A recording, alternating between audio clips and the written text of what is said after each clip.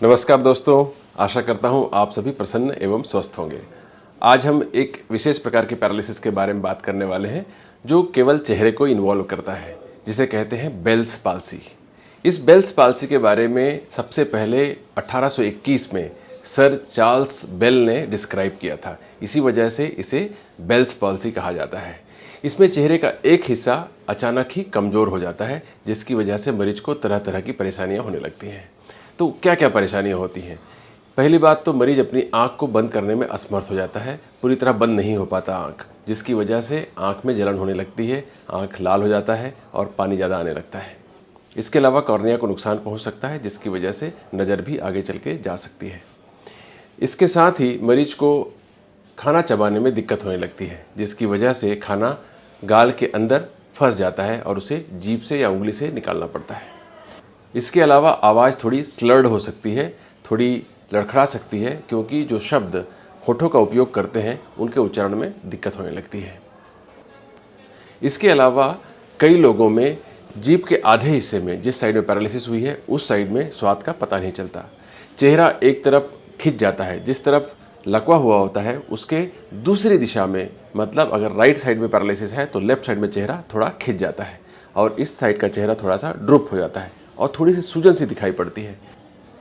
कुछ लोग इसके अलावा चेहरे में थोड़ी नमनेस की भी कंप्लेन करते हैं, लेकिन ये अधिकांश मरीजों में मुख्य लक्षण नहीं होता है। कुछ मरीजों में यहाँ पर जिस साइड में पैरालिसिस हुई है उस साइड में थोड़े थोड़े दाने दिखाई पड़ते हैं, कभी कभी कान के सामने के हिस्से में।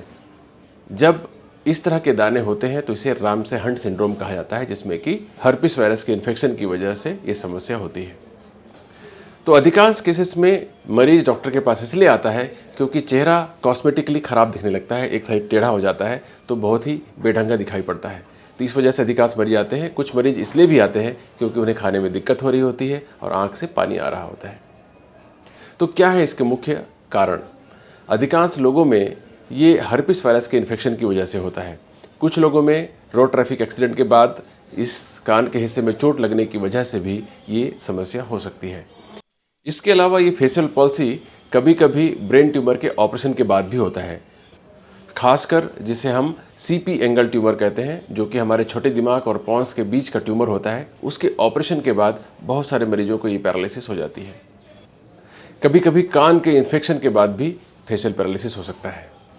और कई बार की ये पाया गया है कि अचानक ही ठंड का एक्सपोजर किसी को हो जाए, अधिक ठंड लग जाए कभी कभी चेहरे के हिस्से को, तो भी ये फेशियल पैरालिसिस हो जाता है।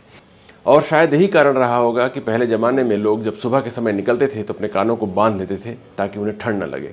शायद किसी ने ऑब्जर्व किया होगा कि ठंड लगने के बाद किसी किसी को फेशियल पैरालिसिस हो जाता है, चेहरे का लकवा हो जाता है। इसके अलावा कभी कभी इस फेशियल पैरालिसिस के ठीक होने के बाद कुछ कॉम्प्लिकेशंस भी देखे जाते हैं। उनमें से मुख्य है सिनकाइनेसिस।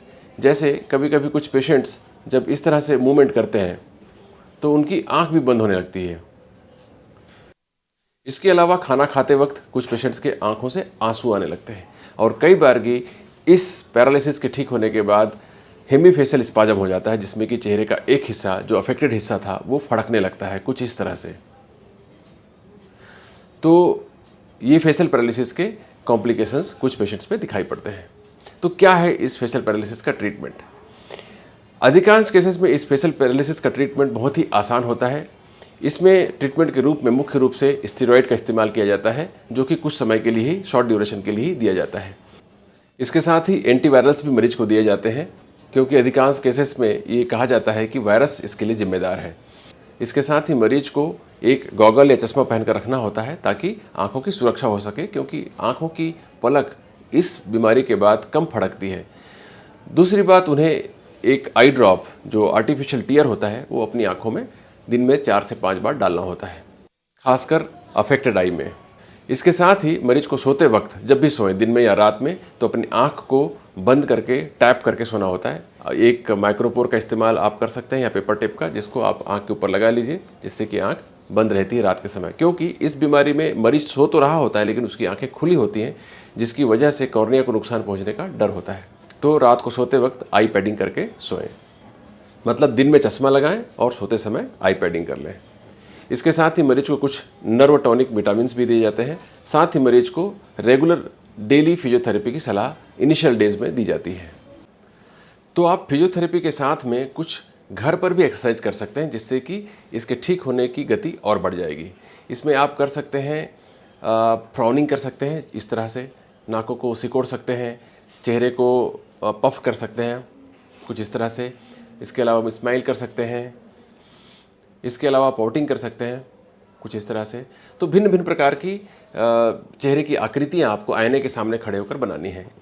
इसके अलावा दिन में 3-4 बार कम से कम आपको 10-12 गुब्बारे फुलाने चाहिए, और साथ में च्युइंगम चबा सकते हैं आप, खासकर इन्वॉल्व साइड में। अगर ये सब एक्सरसाइज घर पर आप फिजियोथेरेपी के साथ में करते हैं तो आपको सिनर्जिस्टिक लाभ होगा और आपकी पैरालिसिस अन्य लोगों की तुलना में जल्दी ठीक होगी। तो आखिर प्रोग्नोसिस क्या है, मतलब आउटकम क्या है? ये अच्छी बात है कि इस पैरालिसिस के बाद अधिकांश मरीज पूरी तरह से ठीक हो जाते हैं।